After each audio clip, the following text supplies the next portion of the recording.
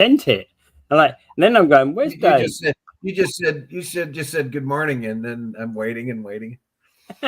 Yeah. Okay. So, this first article, I have to say that I've seen this. I've seen this in the city, and have to ask about it myself. It's part of, and not just here. When I first came to Canada back in 2006, okay, in Niagara Falls, down in the tourist district, it wasn't always tidy, but it mainly was. Um, but that going to other towns, like for example, Toronto was almost spotless when I first went there. You know, Hamilton was, you know, whilst there might have been some rough buildings there, was almost spotless in terms of litter. Where is that? Where are we going right now? Why are we like this? Well, I would say they haven't really talked about it too much here, but I would say the number one issue is people who are homeless. That is, yeah, You see the trash yeah, left by people. Uh, the second thing I would say is people of non-Canadian origin. If you go along the parkway and stuff like that, I mean, I've seen new Canadians just dump their garbage on the street when I went down the Niagara River Parkway and stuff like that, particularly during COVID. A family's got a lot of garbage left, and they'll just throw it on the street, and sometimes they'll just leave it in the camps or the picnic yard where they make a yeah. picnic. They just leave That it all actually, there. I've There's noticed that as attitudes. well. There's a cultural attitude, right? There's a cultural attitude there Yeah. sometimes. In fact, and so that's part of it. But I would think probably the number one reason is that people are too cheap to spend money to get rid of their garbage. So they dump it in city barrels. Like, yeah, there's a park over here. And sometimes the barrels are overflowing and lots of garbage in and around it because Well, people are too cheap to buy a $2 yeah, tag or whatever it is. yeah. Well, you know, and not even $2. If you buy them in a thick bundle, yeah. But you see, parks. Okay, there is an element of what you were just saying there, that is city responsibility. I'm a firm believer that if you provide bins, you've got to make sure it's part of the responsibility of the city to make sure those bins are never full, that we're always emptying them.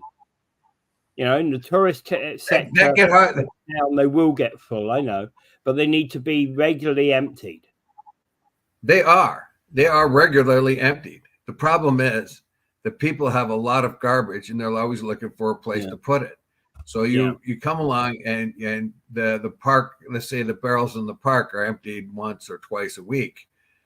And what happens is somebody has a whole lot of household garbage and they don't want to pay the $2 or whatever it is for the tag, and they dump their garbage there. And I've also seen tourists do the same thing.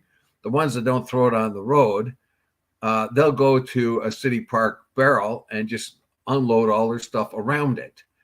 At least it's in one place. I'll give them that.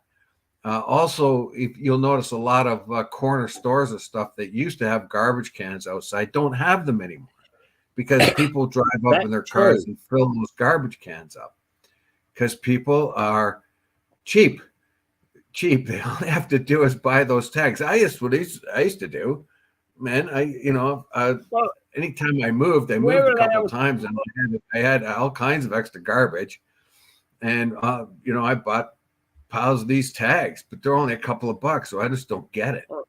I rarely ever use those tags, and the reason I do is because, well, there's only two of us in this house, and most of the time the garbage that goes out is one bag, not two. So, 99% of the time it's one bag, not two. So maybe once or twice, maybe once a year. I suppose that would make it 50% of the time. Once a year, once or twice a year, I put out two bags. All right, that's you. You're living in a house with one other person, one other grown up. When my family was, let's say around 2010, I had three teenage sons, basically, and I had three teenage sons, and at a big house. So there's Yeah. five of us in the Oh, yeah. house. Sometimes we made a lot of garbage. So there's a corner store a few blocks away, and I went and I would buy the tags, and every once in a while I'd have 3 or 4 more extra bags out there because of the amount of garbage we may have had or produced, because there was 5 of us. I mean, Yeah. the other thing too that the mayor pointed out, that the collection's only once every 2 weeks. The regional collection is only once every 2 weeks. Yeah, I could see that happening too. So you have a bunch of garbage piling up. What are you going to do with it? Well, maybe it's you put it in your car and you wait till you travel along, and you see the empty bin. The city workers have just emptied the bin in the park, so then you dump your stuff in there on the way to work one day. And I used to see that happen because I live close to a park, and I go for a walk and I see people just pulling over and just filling up the bin.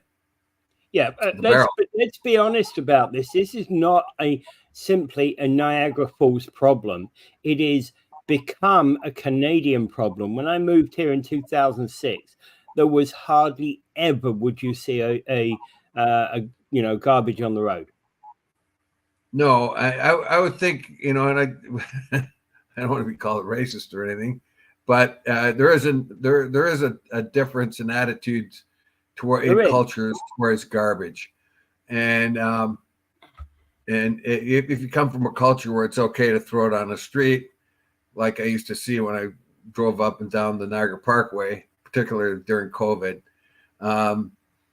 it would be one thing to bag it up and leave it beside the garbage can, but to leave it strewn about. I ran into that a few times.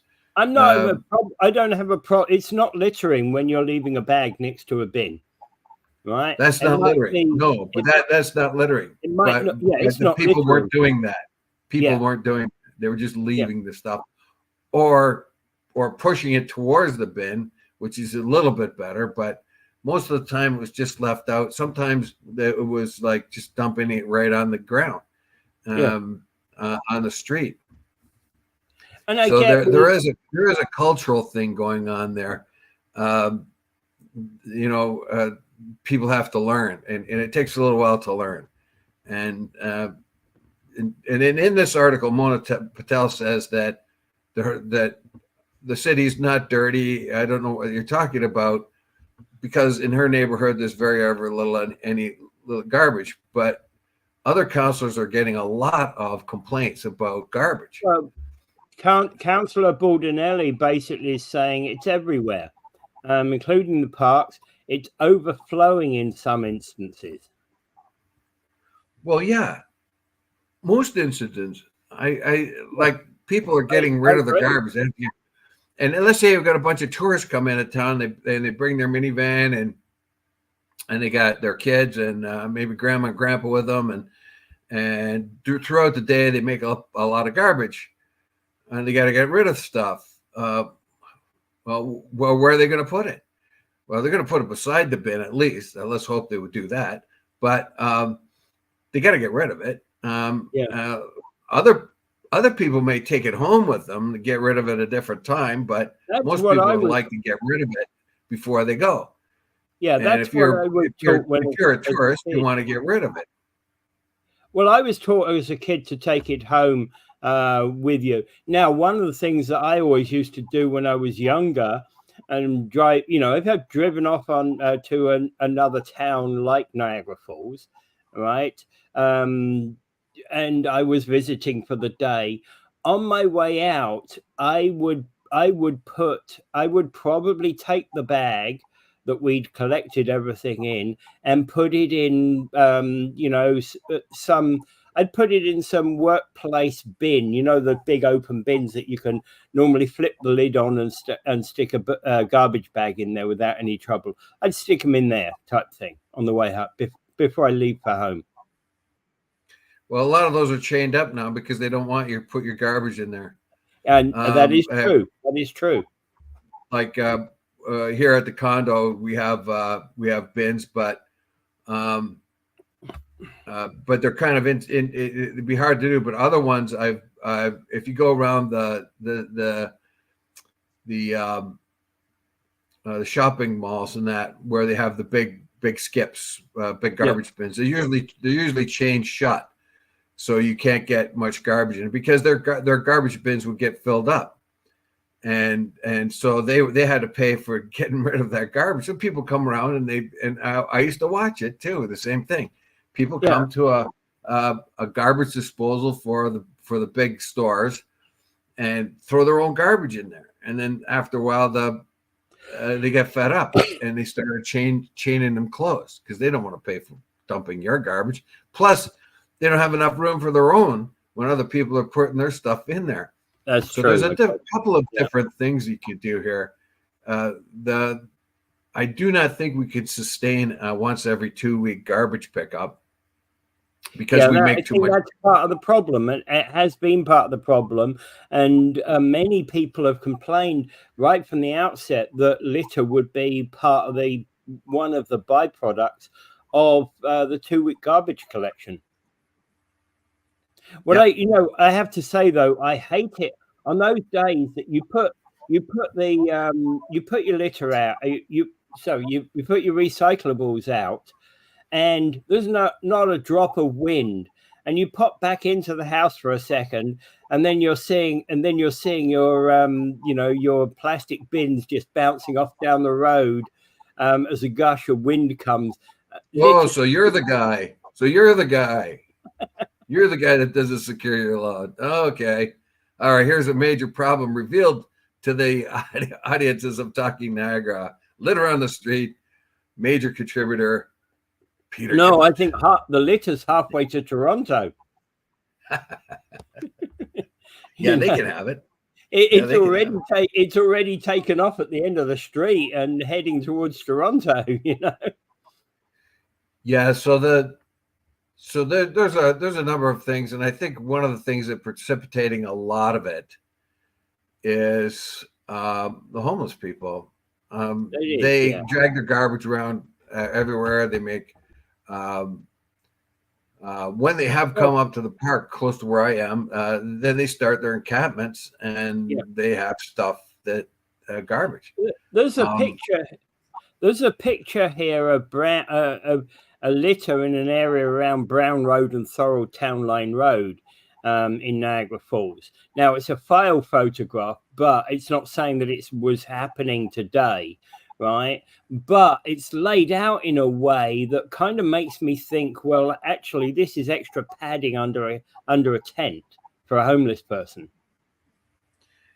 Yes, cardboard. That picture of cardboard you're talking about. Yeah. There's going to be a lot of that. But that's a good point there. You'll find that in the rural communities, people are dumping a lot of their garbage. So if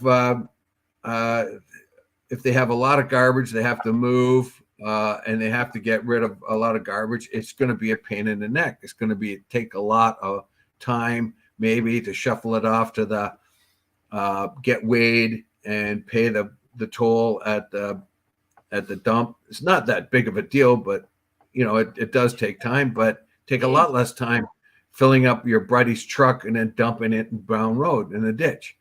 And that you'll see that everywhere. When you go through the rural areas, you'll see areas where they just completely unload their garbage.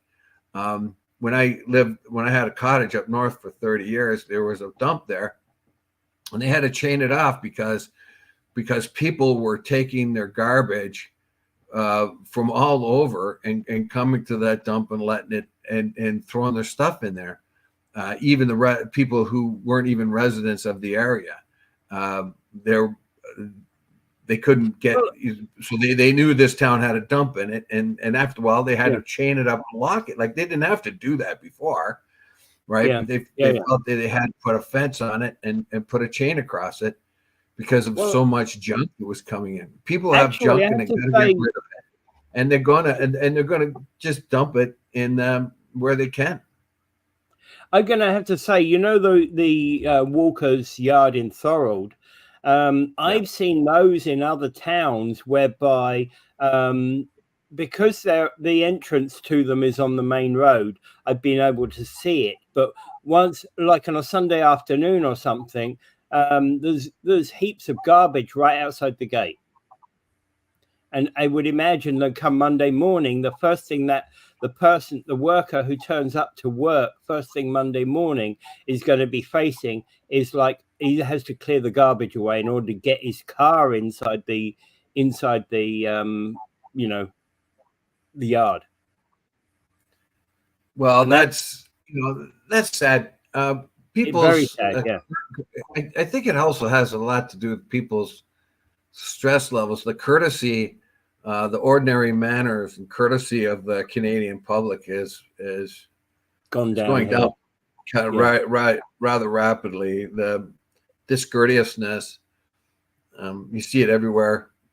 And I think part of that's like me first. I mean, and there was a point in the article too, or I think it was I was listening to Paul Lemire's show yesterday, and he was saying his guest was saying Chris, I think he said, if you're in a dirty city, if you see litter on the road and you've got litter, you might just throw it out because that's what everybody else does. But if it's a clean city, you're more inclined to think, oh no, I don't want to be the guy that puts dirt there or rubbish. Anyway, Niagara, Mike Cushman, Metaphysical Mike, our listener, says, drive down Lundy's Lane, then down Ferry Street and continue down Victoria Avenue. You will not get past the homeless to see the garbage. If there is a garbage, I cannot get past the homeless mess. There, yeah. So, yeah. What are you going to do with growing numbers of homeless people? They're living someplace. It's a phenomenon. It's not. Well, it's not exclusive to Niagara, but no, it isn't. It really is a harbinger of what is happening in our society. It is. I agree. Because the thing is that it's not that suddenly you've turned around, where you never dropped garbage in your life before, except by accident, maybe. Where you don't suddenly start dropping garbage, right? But conditions that people live in, i.e., homelessness, garbage has a certain value for homeless people, doesn't it? Don't know. Well, cardboard, cardboard and stuff like that. On Tuesday, I saw, on Wednesday, I saw a guy going down Victoria Avenue there, and he had his shopping cart, and it was just kind of loaded up with stuff, all kinds of stuff. So I don't know what he would do with it when he had garbage or something like that. What would he do? If he had food in one of those bags or whatever. An interesting one I came across during this past winter, and of course it wasn't that cold. In St. Catharines, I saw this gentleman with his everything loaded into the shopping trolley, and he was actually lying on top of all his belongings, fast asleep in the middle of the day. Yeah. That's a phenomenon. Look, that's a harbinger of things to come, I'm afraid. Yeah. Our society is kind of crumbling. We find that our middle class is under assault. Our country's productivity is among one of the lowest in the world. I don't think we're going to see any turn to the better for a while. But in the meantime, we have to all our focus on homeless people, on those currently without homes, is how do we feed them and how do we get them out of the weather? Who's working on how do we stop this in the first place? Yeah. Okay. Where am I? Yeah. Okay. All right. Moving on. A BC political defection confuses LGBTQ advocates because um, a Eleanor Sturko crossed the board to join the British Columbia Conservative Party this week, and she was being seen as formally, formally as being an LGBTQ advocate. Well, yeah, she still is. And number one, she's moved from one party to another, and she's moved to a conservative party that has much more conservative views on the LGBTQ plus, particularly those transitioning and identity politics that come along with it. And everybody's kind of shocked. They think that their advocate has turned on them. But having conservatives, gay people, like, I mean, she's a lesbian, right? So she's been advocating for LGBTQ plus rights for a very long time, and she still does. But let me remind you, two of the most vocal YouTubers and talk show host guys, Dave Rubin, he's gay and he's conservative as far right as you can be. Douglas Murray is so far right that he'll be jackbooting down the street any day now. So these guys are gay, openly gay, and there are firmly way to the right. You know, so why does anyone think that a gay person should be conservative? Well, exactly, and the point being is that, again, I met a gentleman who was first I knew of him. I knew he was Republican. I knew he was, I guess he would. Well, I don't know. He didn't like Trump when Trump first came along. He basically, he was one of these people, he's like, well, I'm not so sure I like Trump. I don't like his style. He has no class type thing. But he was gay. I knew he was gay. And he basically said there's no conflict about being gay and being in the Republican Party. Gay people can be conservative as well. Well, back in Reagan's time, if there were gay Republicans back then, but they wouldn't have come out. They would have been destroyed. They would have never had an ability to move forward. As a matter of fact, there was that one gay Republican guy that got nailed for. Was it him that got nailed for trying to make it with the pages in Congress? I don't know. There was that famous evangelist who complained about gay people, but then was turned out he himself was gay. So was the congressman who complained about gay people and gay rights, who himself happened to be gay. So to have conservative values, and be gay is not a thing anymore. It used to be a thing, but it's not a thing anymore. Yeah. And like I said, two of the most right-wing pundits around are Douglas Murray, he's a Brit, and Dave Rubin.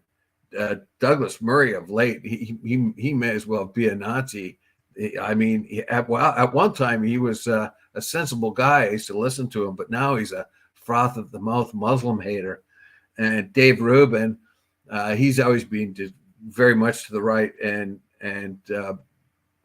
what he'll do is he'll pervert the news, of course, towards the right. Which, who cares? Go ahead, do it. I mean, that's what he is. He's a right-wing commentator. He's a right-wing influencer. But they're both gay, and they're both openly gay, and that was my point. Yeah. God, some of Hitler's guys were gay. You know what I mean? I think Ernst Rune was gay. He was one of the brown shirts. It's always been suspected, although homosexuality was one of the conditions to end up in the camps. Yeah, but it was always depending on who you were. Of course. But the thing here is, now that was my first point. My first point was that she's a gay person who supports LGBTQ plus values, and she's decided she's going to move from the United Party, which used to be the Liberal Party, to the Conservatives. Now, this is quite a move because when you look at the BC party politics, I think the majority of the BC politics is NDP, so they run the show in BC. Well, the next down the line is the United, which would be more like our Conservative, or not our Conservative, but more like our Liberals, because there used to be a BC Liberal Party, but they amalgamated with a few others and call themselves BC United now. Yeah. So, but they are basically where the Liberals used to be, and the Conservatives are way down the list. But Sturco is only one of four that have recently been elected officials and moved to the Conservative Party, which is the bottom rung in BC. So what's going on if four elected officials have left their more successful parties and moved to the least successful party, which is the Conservatives? But is this a move in the direction of conservatism in the next election in British Columbia?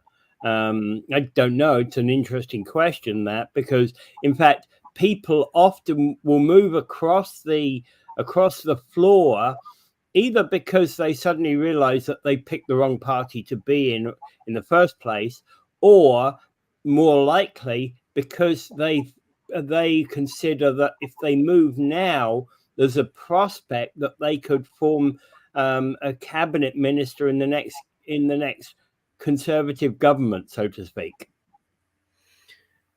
Yeah. Now,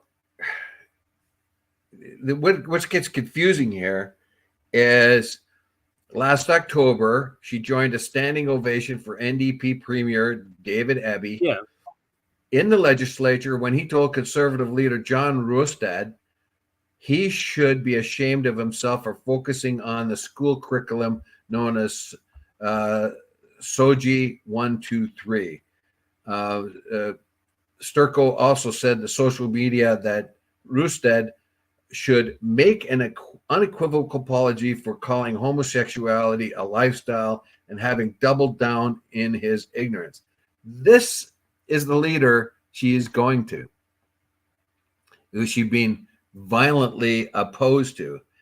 And De Silva. Again, I double back on my last comment. And Sturco said Monday that she would never abandon the LGBTQ plus causes, but in her view, there was room for everybody in the Big Tent Conservative Party of BC. So she was a former RCMP officer. The president of Surrey Pride, Martin Rooney, said he was extremely disappointed. But like I said before, having a gay or lesbian being conservative in their values is nothing new. It's nothing new at all. No. I mean, they had to keep their head down back in the 80s and 90s, but that's not the case anymore. Yeah. Exactly. Here it is too. It says Sturco is the latest BC United MLA to switch to Conservatives. All four Conservatives in the legislature were elected as BC Liberals before the party changed its name to BC United, including Lauren Dorkson and former BC United caucus chair, who changed sides on Friday. The BC United candidate for Coquitlam, Maillardville, Brandon, Fonseca, announced Tuesday that he would no longer run for the party, being party saying Falcon does not have BC's grassroots movement at heart. So there you have it. And right now, the standings in the current 87-seat legislature are 55 NDP, 23 United. So the four people we just talked about are moving, or those 4 people have moved from BC United, which has a chance because they have 23 seats. The NDP have 55. Well, now BC United has 23, but the BC Conservatives had only 4. Yeah, so they've doubled their presence to 8. Yeah, it looks that way. And there's 2 independents out there. So why would you move to a party that seems to be struggling? If you have political ambitions, wouldn't you want to kind of stay with a party that looked like it had a hope in hell? Yeah. Well, you see, if you're an opposition MLA, one of the things you can't move to is NDP, because you can't suddenly, that would just stink of, hey, all this person wants to do is become a minister or something. They're that's the one thing you can't do, right? And I guess that for them to move to the Conservatives clearly indicates there's a problem in the BC United Party. Yeah, there has to be something going on there. Another party that has a hard time keeping candidates is the Green Party. They went nuts with Anime Paul there for a while. I wasn't going to mention the Green Party because the Green Party, with 3 seats in BC, they're actually in a fairly good position for Greens generally. We only have 1 in Ontario.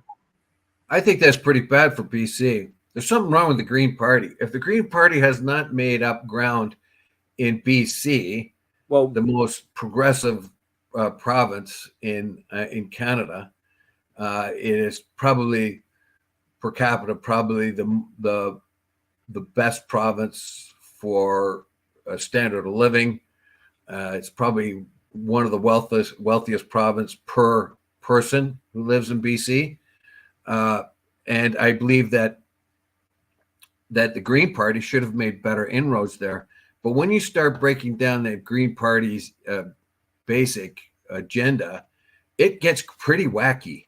It gets nuts. And if you talk to people that go into the NDP nowadays, they have a hard time with the extremist positions a lot of the people hold in the NDP. And so I think, and I've said this before about the NDP, he's got to get back down to grassroots and start to advocate for ordinary people. But this actually proves the whole idea that you had to be an NDP or at least a liberal to be able to understand to get into politics if you're gay. Well, that's totally untrue and has been for probably 20 years. Yeah, absolutely. It's a thing of the past. Yeah. Okay. All right. Moving on. They've started. Council was approved last week a $1.9 million development in charge funding to proceed with tendering for the construction of the Niagara, St. Catharines and Toronto Trail, which is following the former path of the Niagara, St. Catharines and Toronto Railway. So the first 2.6 kilometer phase will extend from Kayla to Montrose and from Meadowvale Drive to Drummond Road. I like the project, but hey, we've got a tight city financial squeeze right now. Is this the right time to be doing this?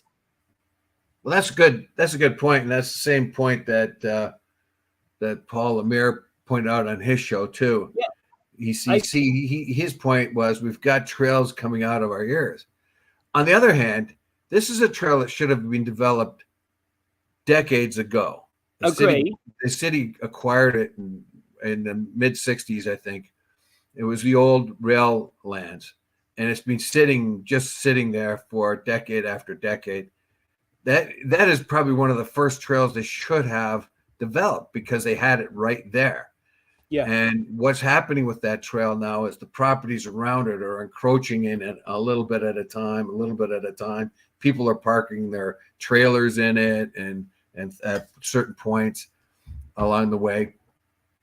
So they should have developed a long time ago. So now I myself have mixed feelings. I've been walking down that trail, up and down the trail for, as long as I lived in Niagara Falls, and this is 1968. But but I often wondered why nobody ever developed it. So I'm glad they're developing it. It is actually, in the long run, going to be a $12 million project over the space of many years, but the first phase is going to be 1.9 million. I celebrate that. I think that's a good idea. However, as you point out, what about the money? And we're supposed to be really tight, and our council does not want to even save $250,000 by switching to a regional dispatch for our firefighters. Well, and the point being here is that the councillors stated a few months back that they wanted to save money. They wanted to save $1 million on their budget. Here's $2 million.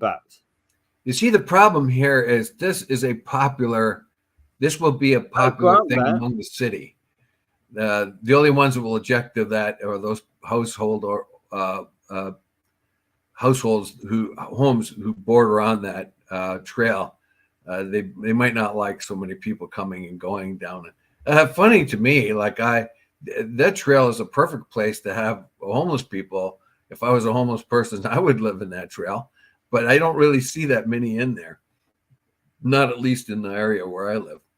Yeah. So I think it's a very good idea to develop the trail. I think it should have been developed many years ago. And I think it will be a boon to the city, basically, to develop them. We have the land; it's being we've acquired it, and we can have a wonderful trail for a very long stretch. You know what I mean? If you look at the map that it supplies there. However, the whole thing's going to cost $12 million, and it's supposed to come from development charges, and that's the pool of money where it's supposed to come from. Yeah. So development charges, does that mean then that money that was development charges would have gone into the pool anyway? It's hard to say. And when the city's asking for, councilors, like you said, asking for savings, what do they want to save? Mm-hmm. And I appreciate the trail, I really do. And looking at the map, particularly looking at the map as it is close to my neighborhood, and I only say that because I'm obviously more familiar with my own personal neighborhood. My initial reaction to that is, absolutely, we need this type of thing. But I'm still very concerned about the money. Well, $1.9 million is the right project. It's the wrong time, is all I'm saying. Yeah, you could be right about that, but like I said before, politicians have to get elected, and they can thump their fist and say we got to save some money, but if they know that a particular project's very popular, they don't want to get on the backside of that. Yeah, I get it. So I don't know. I really do like the idea that this is being developed. I think that if you keep putting it on the other thing is, if you keep putting it on the back burner, like I said, we've had this since 1960, the mid 60s. We've had it over 50 years. Yeah, I get it. Actually, probably closer to 60 years.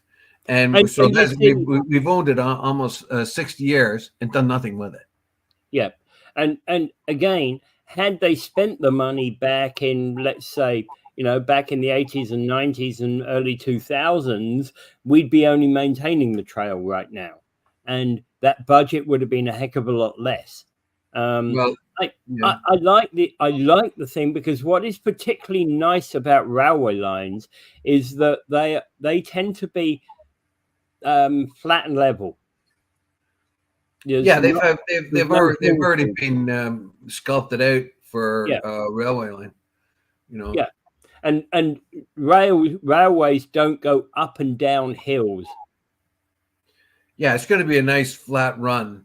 It's going to be a very pleasant trail to walk. Yes, exactly. And so I celebrate the city for their vision in this one.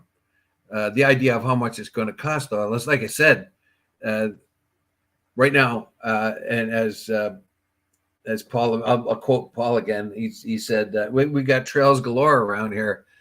You can walk from Niagara Lake to Fort Erie for free on the the Niagara Parks Commission trail that runs from Fort George down to Fort George to Fort Erie.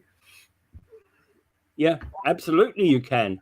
There's some great we have some absolutely great walkways here in this city already, you know. Yes, and however, I think it's going to be a trend. It's a way of thinking. Like in 1960s, when they acquired the land, they're more thinking of where do we put ashtrays in the city so we don't get a lot of butts running around the road. But nowadays, people are more more into exercise, walking, getting outside. It is being promoted by all of our healthcare providers. We have new education. Before, you just come home, grab a shot of whiskey and light up a smoke and relax, turn on the TV. But nowadays, you're more likely to come home, get a shower or something, maybe go for a nice stroll down one of the trails. That's the modern version of having a smoke and a whiskey. So the attitudes here are different. If you're going to unwind today, you think of unwinding by going for a nice walk. Yeah. Back in the day, unwinding was sitting in the. I wish I could go for the nice walk like this, and especially since a section of this one just is literally right round the back from me. It would be nice. That's right. Yeah. Well, once it opens up, I hope you don't get a whole pile of garbage back there. That actually is also one of the biggie concerns. But generally, these trails, I think, if you look at the other trail, the canal trail, that hasn't generally been a big problem. Garbage. No, thankfully so. So they, it's I don't really quite what to say. That it's just a good idea to have these walking trails, and many of them around, and make them convenient and easy for people to use. Yeah, but still, of course, that is the money. But my point here is we've had it since the 90s. We've had it for almost 60 years, and we've done nothing with it. Maybe it's time to move on it, because if you keep putting it in the back burner, it'll always be that thing that you'll do later, which it has been for years and years. And you make a reasonable point, right? I just think that Paul and I, I just think the budgetary issue that Paul and I are concerned about is equally valid. Yeah, I don't know how it's going to affect the current budget, but we'll see. Burgess has figured out that there's ways and means of paying for it, so we'll see. Yeah. All right. Well, I'm hoping there is, but I'm hoping. You see, one of the last things I want to be seeing is, I want this, I like this, but I don't want us to be seeing. I don't want us to be seeing an extra 5% on next year's tax budget. Yes, I just like to remind everybody that there might be a slowdown on the bridge in the next few days if if that group of strikers are going to go out the bridge, the border workers. So just keep that in mind if you plan trips across the states. Things may slow down a bit if they do. I don't know whether there's any. Well, today is the last day. I think this is Friday. It's 4 p.m. today that the border services workers. They're set to go on strike today, but I've just looked up the news. There doesn't seem to be any news about advancements in negotiation. I have a feeling that they'll delay it. Like they'll say, the government will say, "Okay, can you give us another week or something like that?" Yeah, that's what I delay. Yeah. It's what I suspect. I really, I really hope that we get something, get something going. All right. Okay. So don't know about that one. Okay, so Trump suffered a surprise setback because a MAGA candidate was defeated in New Jersey. Well, he's just another example of the big red wave that failed. I'm not so sure. Like we keep talking about that core Trump support. Yeah, it's for him, but I don't think it's so much for the people he likes in other areas. They've pretty much like when that big red wave thing. Most of all but one of his supported candidates lost, and yeah. here's another candidate that he supported who lost, and that really kind of shows you how the American attitudes these days. Now, Trump tracks a lot better than Biden does right now as an elected official. And as I said before, Biden has to get the Gaza thing in some sort of situation before the election, because he might lose on that. Yeah, it's his nemesis. Yeah. But when the election happens, people are going to look at mostly the economics, because that's normally what people vote on. I don't have a job, or I do have a job. How much money I'm making, how much taxes I'm paying. Is my life better now or than later? Now, the one advantage Biden has over Trump is the economy of the United States, they keep telling us, is in very good shape. It's astounding compared to our own. Productivity in the United States has gone way up. They are probably one of the most productive nations on earth. I think they're way more productive than China. So they have high productivity levels, and they have a strong economy. Those are the things that will probably push Biden over the top. And actually, in some respects, the one thing that Biden has going for him is usually when an economy is going well, it's lack of intervention by government that ensures it continues to go well. So sometimes incompetence is actually competence. Well, he's the numbers in the United States. Of course, they told me I'm no economist, and I don't know really how well to fact check these things. We do know, but one of the things we do know too is the sort of upper end of the American economic zone is that which is improving more than the regular middle of the road middle class person. So those things he's got to worry about. But like I said, in the end, domestic issues are the things that will make a difference. And even though Trump has a core following, I don't think he's got a hope in hell to win when it really comes down to it. Because even though Genocide Joe is being slapped around by Netanyahu pretty badly, he'll probably find a way around that. Like he's stuck between a rock and a hard place right now, because he can't criticize Israel because he'll lose a lot of he has to worry about AIPAC, which helps put him in office in the first place. And Mike Cushman says, our listener Mike says, how can women vote for Trump when guns have more rights than women? You know what, Mike? He's not as popular among women as he is men, but he still has a core following even among women. Yeah, he has a religious devotion out there. In a sense, though, I compare him to Trudeau, because Trudeau has this core group of followers. In his case, it's mostly women, and in his case, and that core following will forgive them all wrongs. They see no wrong in their hero.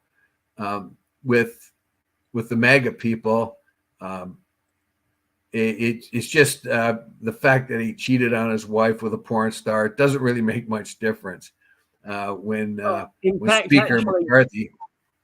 I've always been the person who said the fact that an MP or a prime minister or a or a president cheated on their wives is only relevant to three people: the person involved, and the person involved. Right?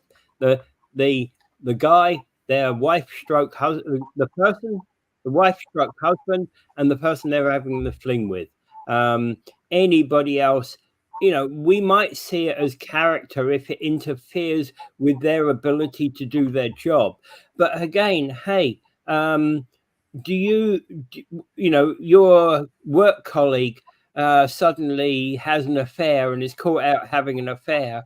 Do you say anything about it? Probably not, if it's not anything to do with some other work colleague, right? Well, the problem here with the Republicans, like Mike Johnson is the Speaker of the House. He's a Republican. He is a very religious person and speaks that way. I'm a religious person. I believe in God and all that other stuff. But when he was confronted with a question, when he was complaining about Trump and the trial that he's just gone through, when someone in the audience asked him, one of the journalists says, well, what do you think about him cheating on his wife with a porn star? You claim to be a moral person and lots of ethics and stuff like that. Aside from the fact that trial, whether it was fair or not, what are your feelings? You're supporting somebody that does not share your moral values. They cheated on their wife with a porn star, and how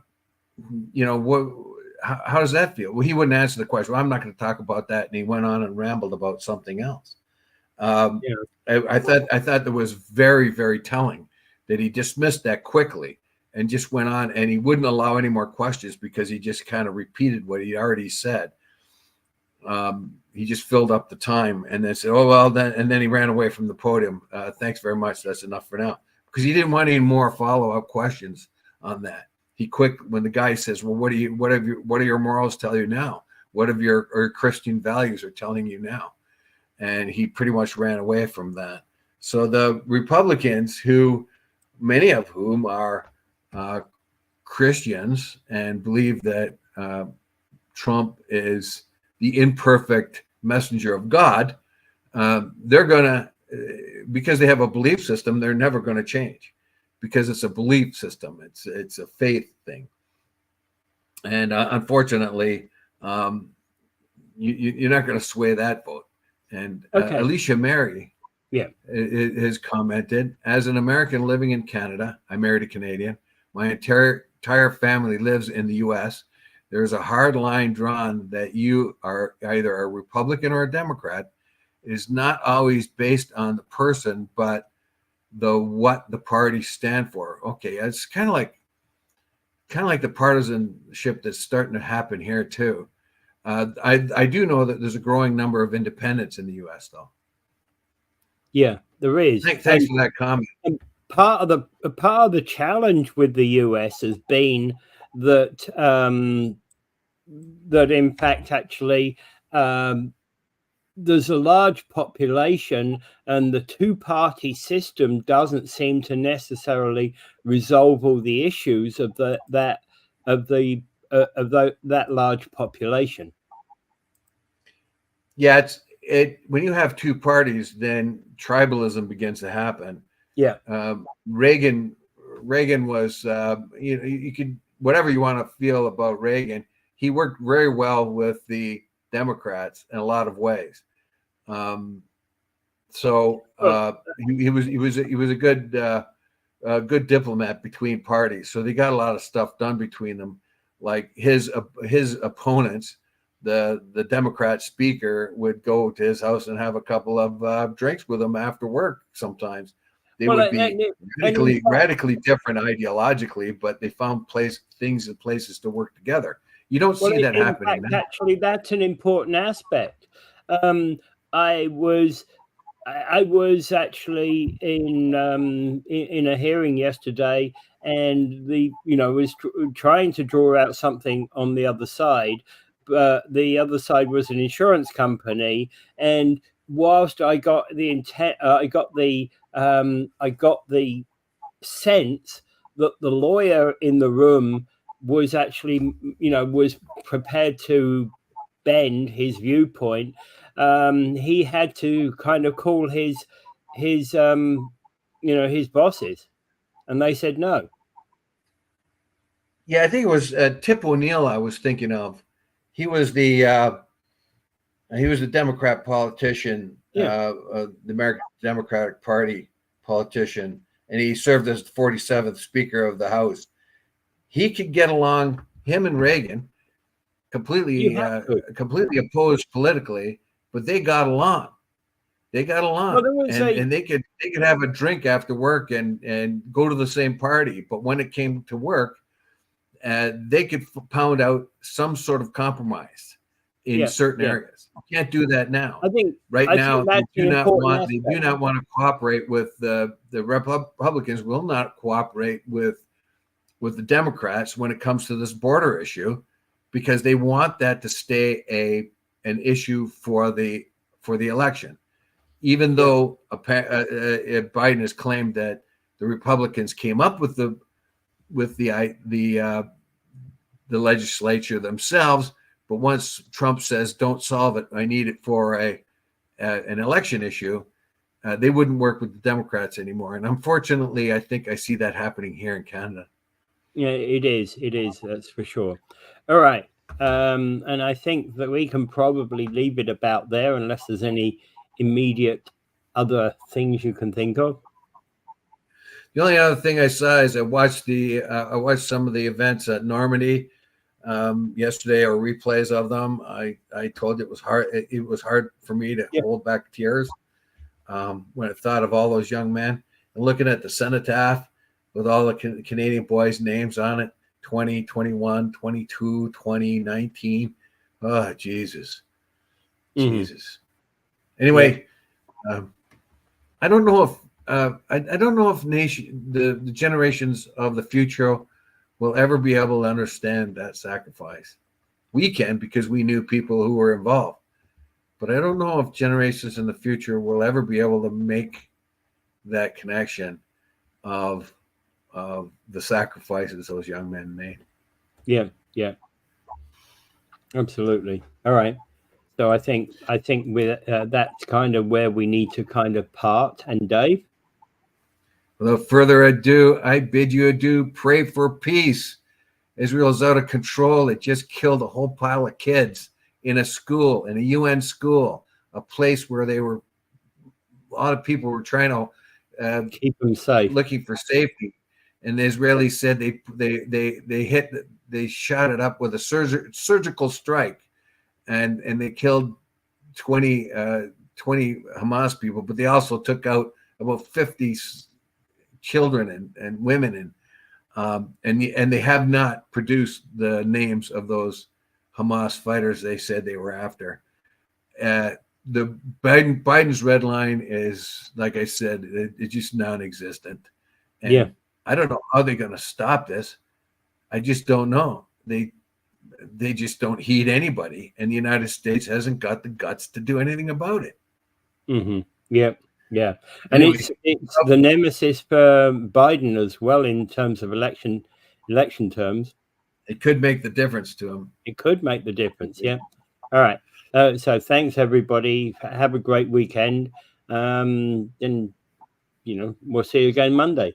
Bye. Yes.